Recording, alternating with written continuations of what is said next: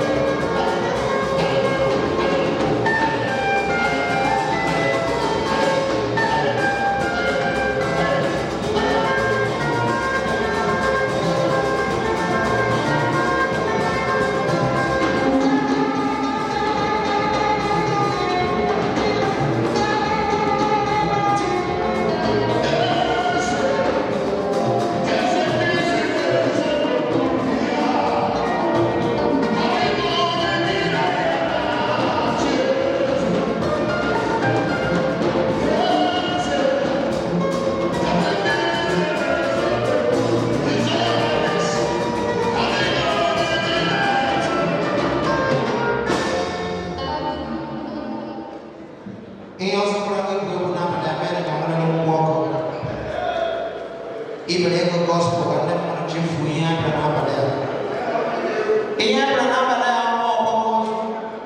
I know here for celebration of life. It is indeed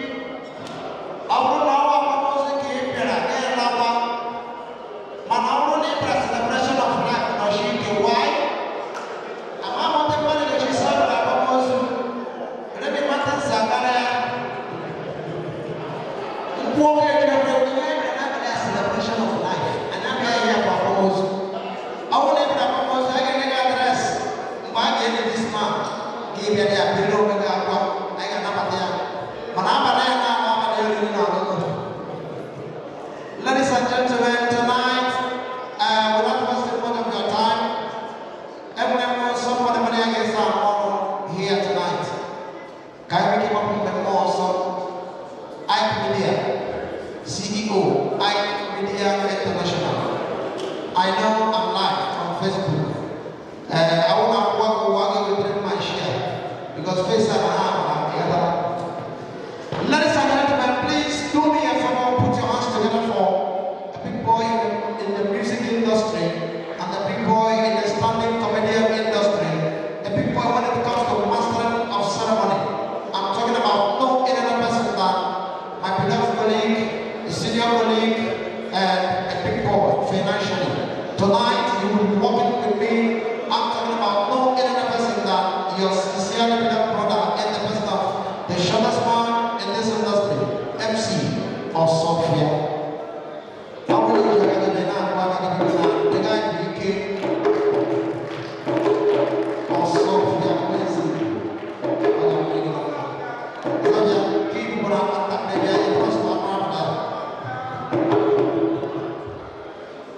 MC Wama akan lagi dalam pandangan ini. Dia jadi guru beberapa tamak yang bukan dia agak pada orang itu. Orang apa keren-keren. Awak yang kawan benar agak apa tentang tapi guru apa? Because of space. Mereka kawan benar eksklusif no. The great committee no. The galant no. Oleh itu guru apa ini? Ebe mereka Kayana agana 100 to 200 50 ega wani ega ko bi na gede anya bulu kuata because we go ekele mo no ga money about MC and Sophia. All right, ladies and gentlemen, once again I greet you all as you come. Yes, I know. Let me tell you one thing, that English is not complete. I used to say that always. Prove me wrong. The only language that is complete is my language, Igbo language. I don't know about you, but I'm pretty sure that the English is not complete. Only my language is complete. Yes. So there are some words in English. Imagine after praying now, if I say, can we all rise? Let us pray. After the prayer, I will now say, you may be seated. Seated is in present or past tense. Pastors of where? So I was not supposed to use that term. You may be seated. What I see immediately is happening now. And I'm using pastors. So okay. Also now participate. Hey, I'm so good to meditate.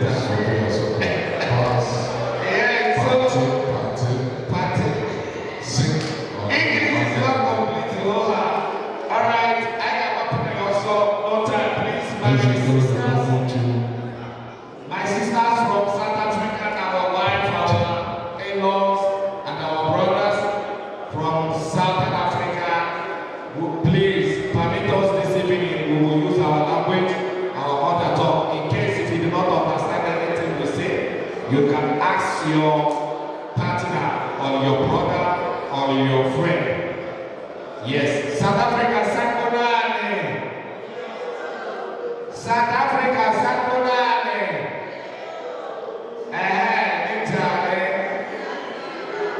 Masiane. Yes. Also, tonight, I get shit out and I'm good. Everybody come on, I got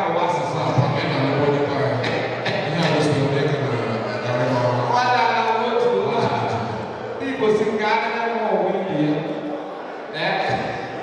oh, you know.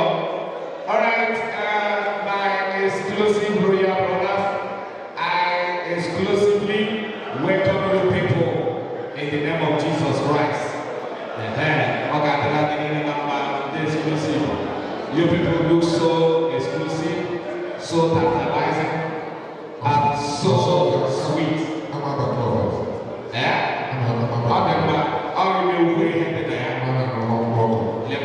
Exclusive. They are very exclusive. So if you can do it, about what we can call away also. So I got to put also. Time is no longer our friend. Immediately it's 10 p.m. I got to walk right out from this auditorium. So, okay, 12. Okay, Friday. Oh, club night. Still sleeping on that top. Where is it? Just a boy, I'm not going to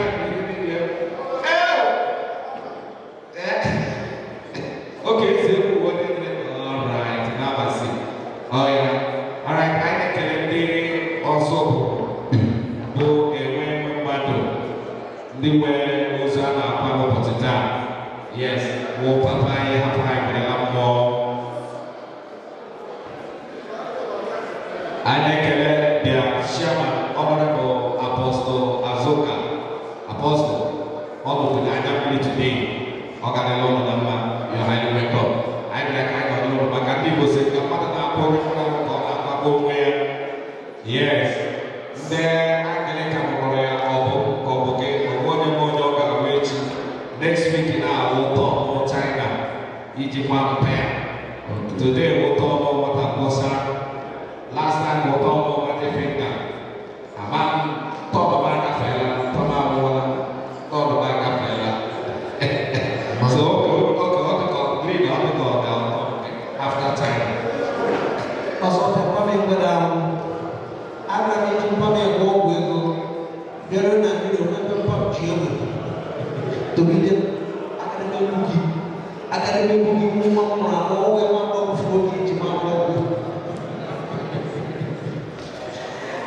ladies and gentlemen,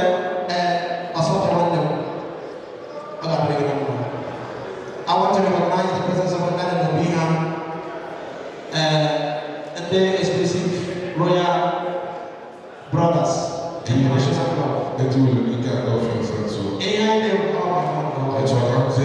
want to recognize the number one citizen, exclusive royal brothers, and the person of Honorable Ugochukwu Tade. Inyanga mlingo na mbego inyanga mlingo na kipa utofa chino ega ete ya ike uru ala ni yezo ega bani makiri ya chana ndege mana I want to recognize the number one citizen, great committee of friends, though he's not here. Let me move into the number one citizen of Government Friends Club South Africa in the person of High Chief Honorable Prince DK. He is Olumo Kwa Jesus, my key pastor.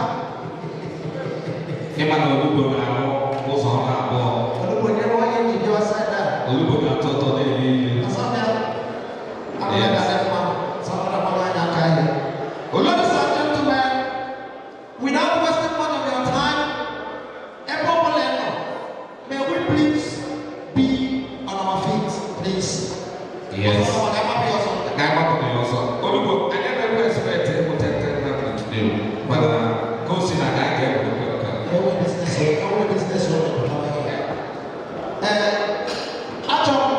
Wherever you are, please, if you're a South African in the house, if you are an Igbo, Yoruba, any personality in this house, can we please drop whatever thing alcohol on the table so that we can reference the number one section of this event?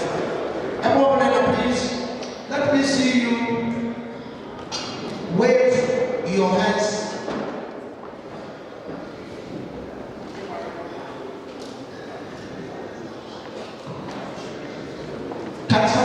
to wave your hands to my Lord.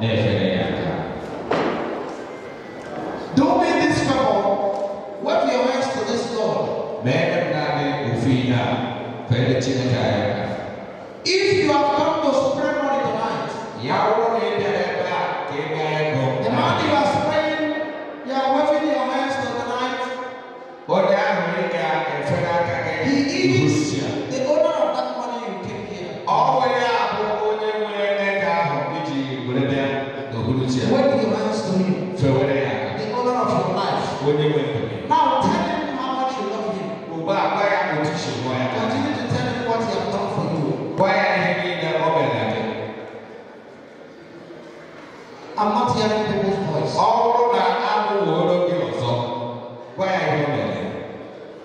Do me this favor, ladies and gentlemen. Once I begin to call his name, I want to see each and every one of you here. Begin to jam your hands together for him. The King of Kings, the Lord of Lords, the Mountain Mountain, he that sitteth upon the throne of grace,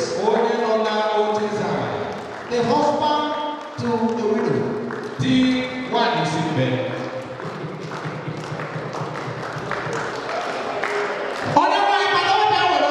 Come on, have your seat. Let me see people clapping their hands. You are welcome in this place. Take absolute control. You are blessed as our Father. In Jesus' name. Please, may we stand and keep a minute silent to the respect of our late Father. I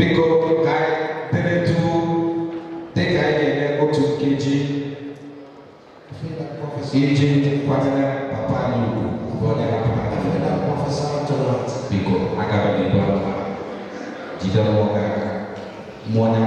Our 1 minute silence starts after the count of 3. 1, 2, and number 3.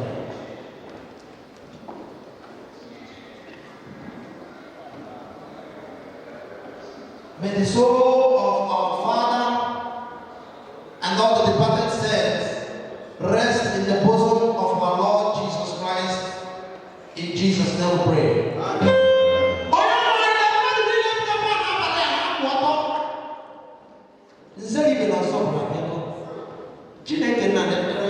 Exclusive real brothers. The great committee in the map and Palestine now they make you money. Only one that they gallant.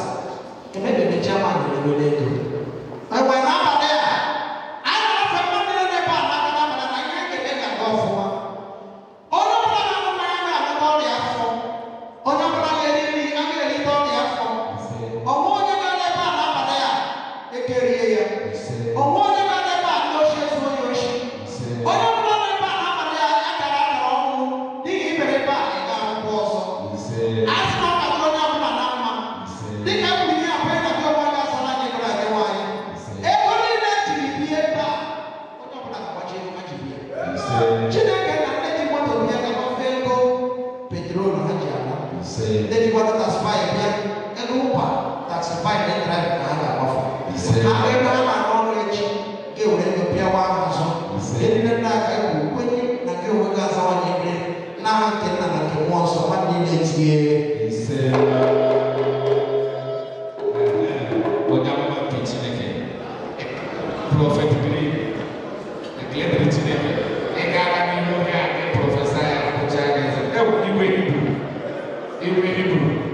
My small brother, you are highly welcome, sir.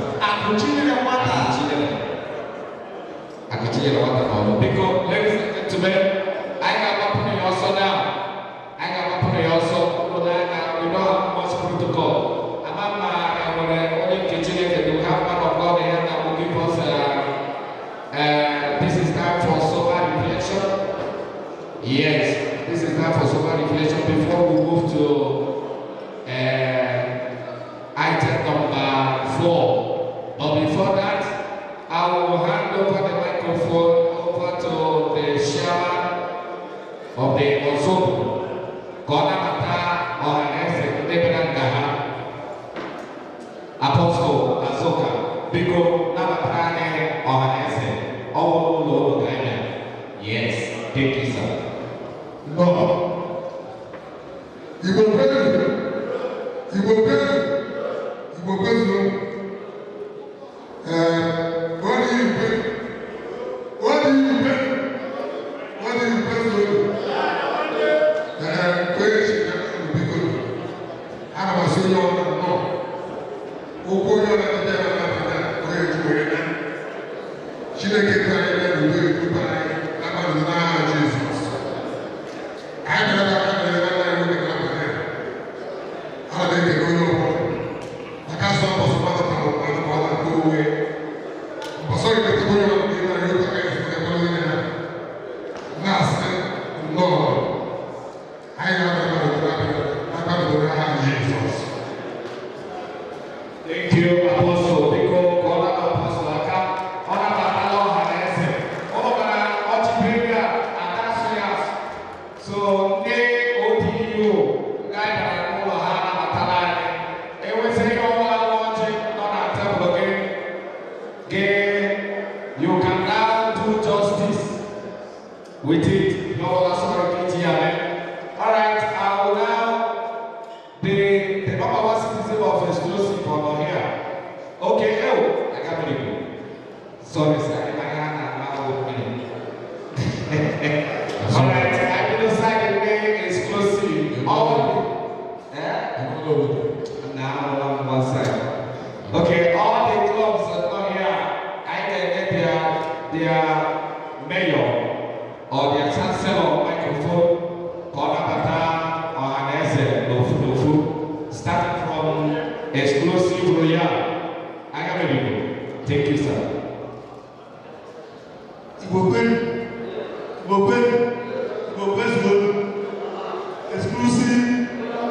Exclusive, royal brothers, as I can't put an eye and the legal get where you as one guy in the year. Well, that's one I can't be working and keep us one. No, I'm a common call. Must go your body, whatever. Kaiji, Nine Abon. Now I am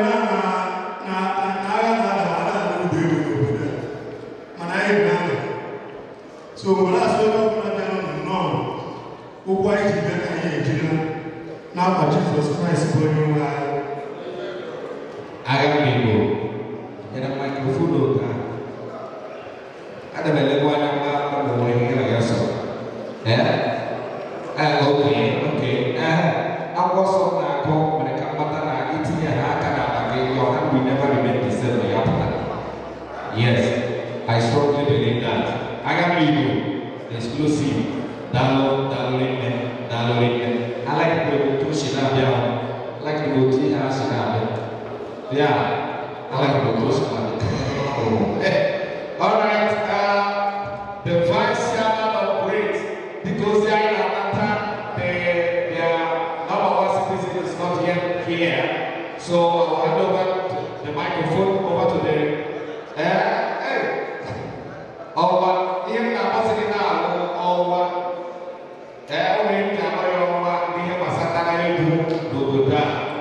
yes, our one interior. Now, the vice chairman of Great Committee of Friends South Africa. Thank you, sir. The problem of Chigozie or not all. He will win, President Mane said. He will win. He will win. Does he want to? This one he want to. The good President Mane said. Let's get right now. Great committee of progress. Ladies and gentlemen,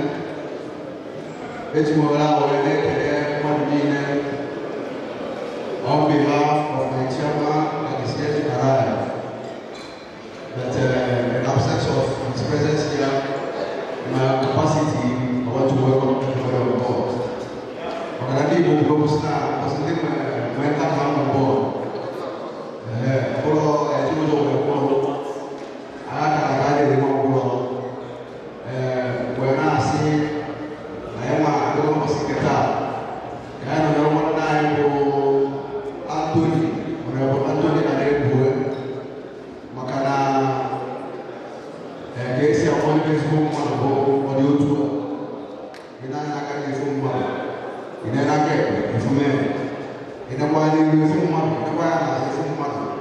Kado siri besi mo mama.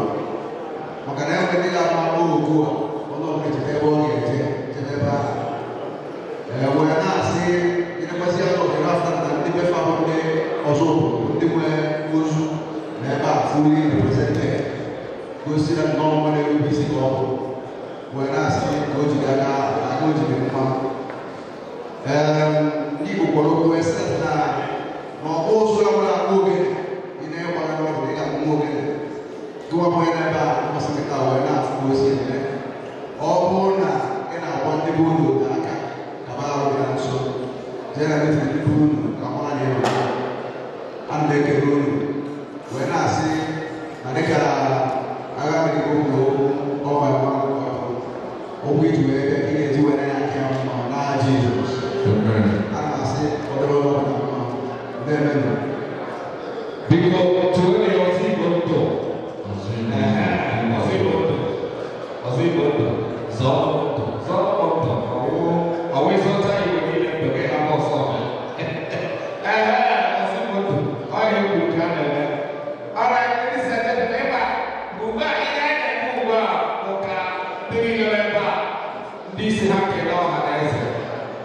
normally we're supposed to have sober reflection, but I'm fine at the age of 79 years.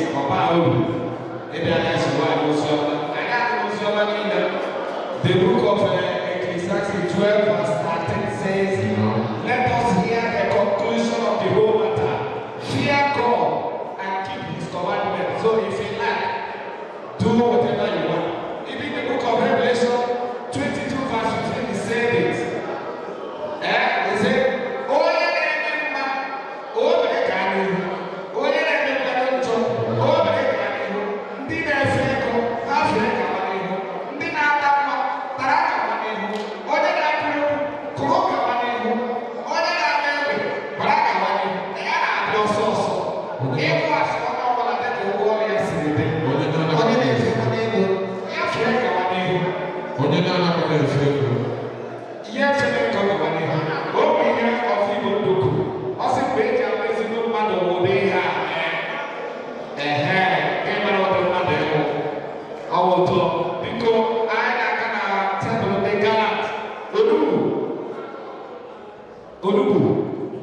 the number one citizen. Odubu always be here. Odubu the healthy. The healthy. So the leadership of Ghana will be healthy. Yes. Thank you, sir.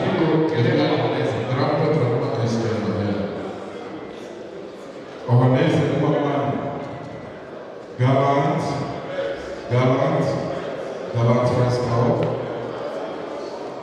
People, it's true that whatever I want to work in this great group. Before the other was here, like here, my brother and great people also that the next woman, of which not only of raising woman, you would have seen us here. Gallant Rascal is all about investment. It's a business club. So whatever thing that we do, we based on investment.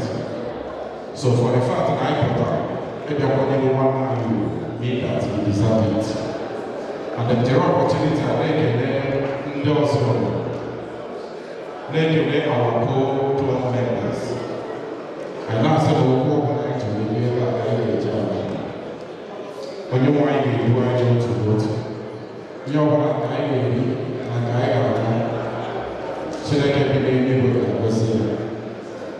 Where's the part people on fly forward in the because I want to look at our actual plan.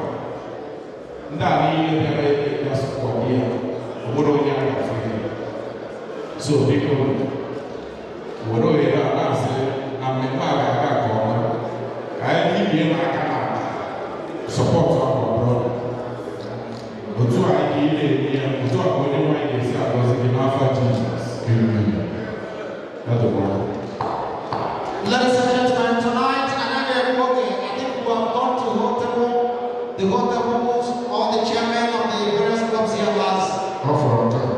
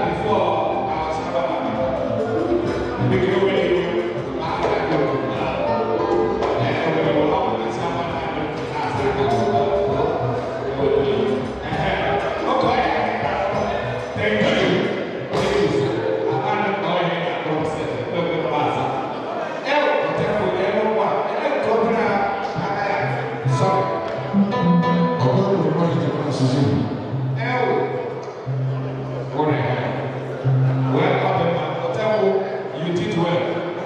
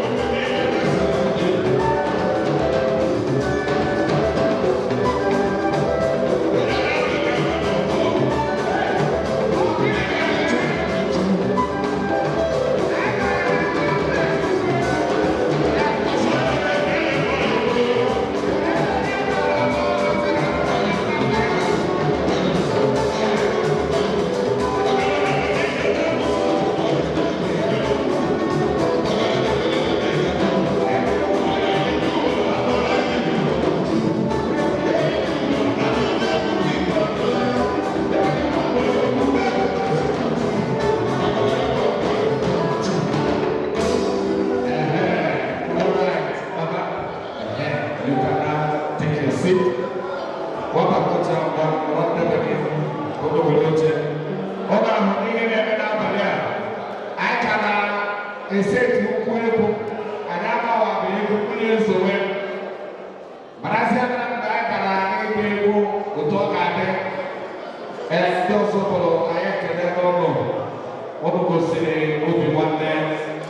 Yes, united we stand, divided we fall. No, no, from an organization, we take with them, no circle, with that. Open up, open up, open up also. Open up, then open, they are open, they are open. The two people open the air for him to go. We go to Atlanta and so. Everyone else, no so. This is a good man. All right, ladies and gentlemen, at this juncture, our conference register, we want to declare it officially open from this moment, from this minute. Here is our conference register. Whatever you have to support our brother, this is time to support him in any way. Nothing is too small, no matter how small. Our brother here needs your support to go home and bury the father and give him a befitting burial. The only one is your mother inquiry you put here by Pasi Kemakaram one side also Pasi Jahikem Makaniba on the other. So I get there, catch a brother. Padawan na okay, what a watcher, or that pair, because you have no ticket to take a flyer. You have no way to get a figure. You have no way to take a water. You have no canopy take a bath. You have no banners. You have no cooling fan. You have no pumps. Take a bomb. You have no even a kid that have a bomb. Take a weapon. Àwọn ọkọ̀ táyà níyàwó mi ò wá níyàwó mi lè kékeré ma ẹ̀rọ ọpọlọ ọ̀sọ̀ òkè tó fẹ́ láti kàtíjọ́ ọ̀kẹ́ wọlé ìlú náà bàrà táyà àhókò ká wúwú ẹ̀sìn ìgbà ẹ̀kọ́ wọn kó àwọn òkòwò dẹ́gbẹ̀rẹ́ à kí ìjọ sì ti ní ẹ̀ẹ́dẹ̀ wọ́n á dùn ẹ̀sẹ̀ wù ẹ̀kọ́ wọn ó fún òkòwò dẹ́gbẹ̀rẹ́ wọn lọ́kọ̀ ọmọ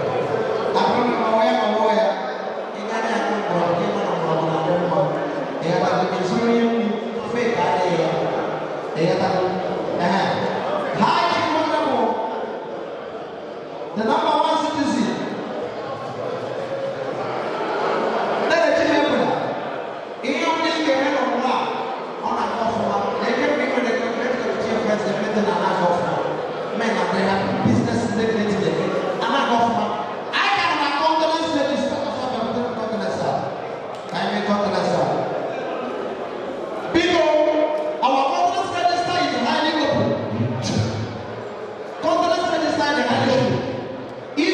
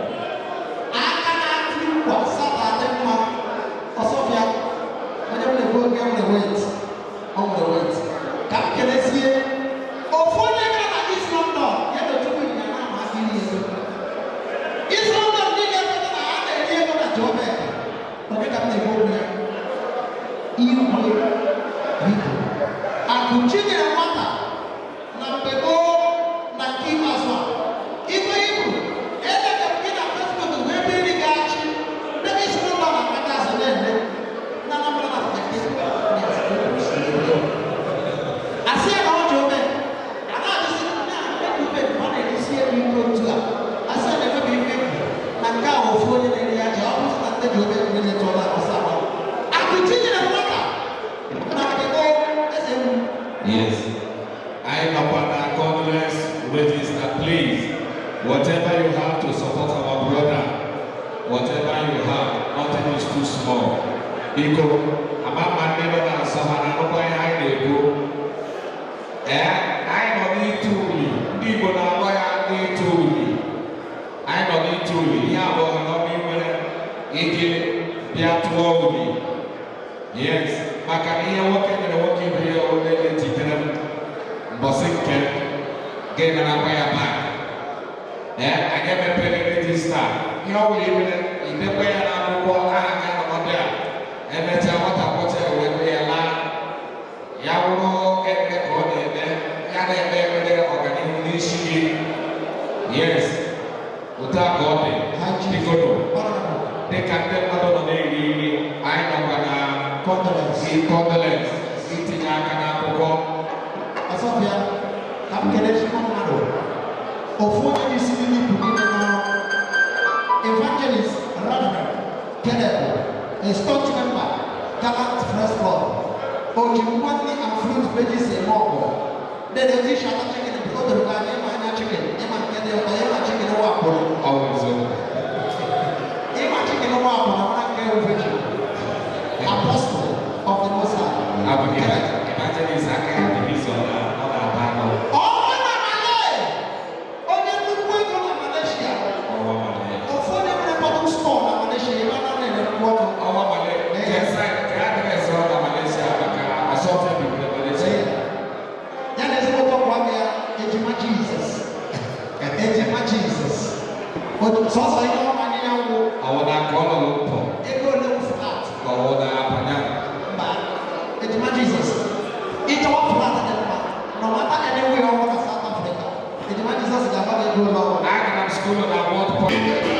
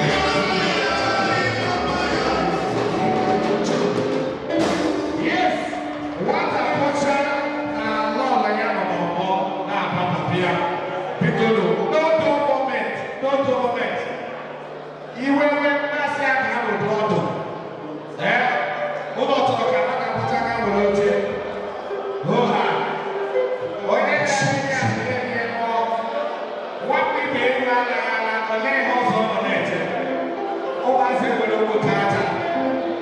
Tonight. Forever. Because I'm not all them in a club with the now. Hey guys, singing now. Yeah, I saw that those of us are hardly going to do. Those of us are hardly going to do. And you did Japan. What is your Japan was over. There is not this kind of money here. Please. There is no good in there. There is no money. Whatever you're ready, please, sir. You can pay my mother's Japan.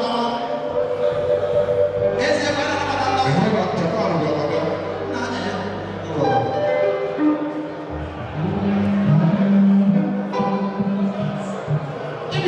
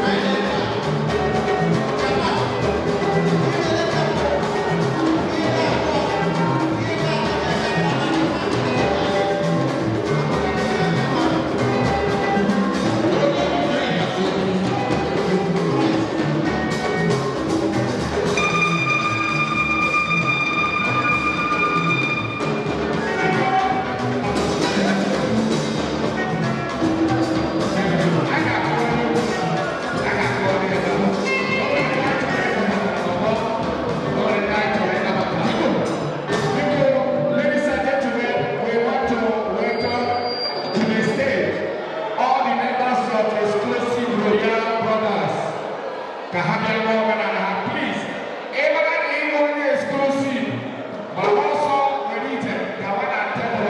Exclusive now. Instruction by our number one, our Ebonio. Victor, I tell you about the exclusive now. Exclusive.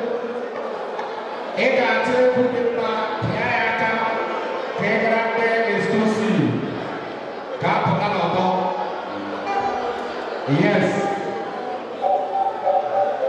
Open up.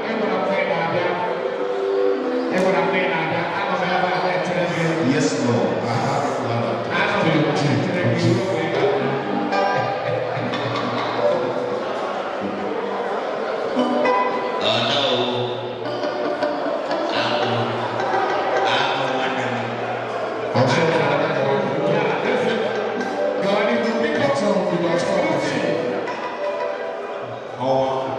Exclusive for you. all my brothers.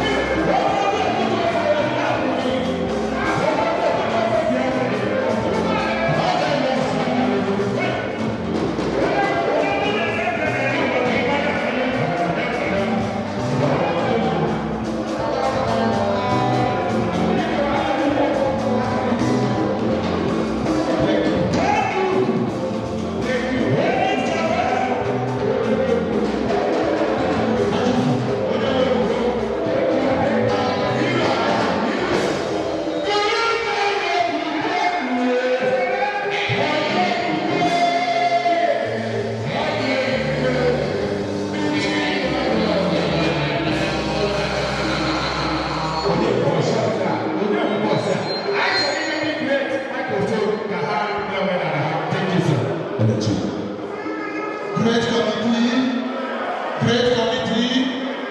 committee of friends. Ọ na-ekwu ụka na ụka mgbede. Ihe anyị kwụta anyị na-eme na great committee. Our brother, our honorable member, Honorable Anthony Izuchukwu Anebu. So, ndị great is one and second ebezila. And maka na ihe kwụta anyị na-eme ihe ntị aka bụ ihe ndị great is nye eji na-akwado obi maka ihe gbasara olili ozu mmadụ. Sebe ebezila anyị ga-akwụkwọ na n'azụ to the end of the journey. Great committee of friends.